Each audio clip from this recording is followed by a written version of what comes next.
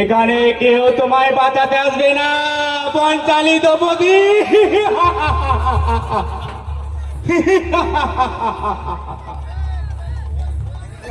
হে জগৎ পিতা বিষ্ণু, হে দীনবন্ধু কৃষ্ণ, রক্ষা করো আমায়, রক্ষা করো, এই রক্ষা করো।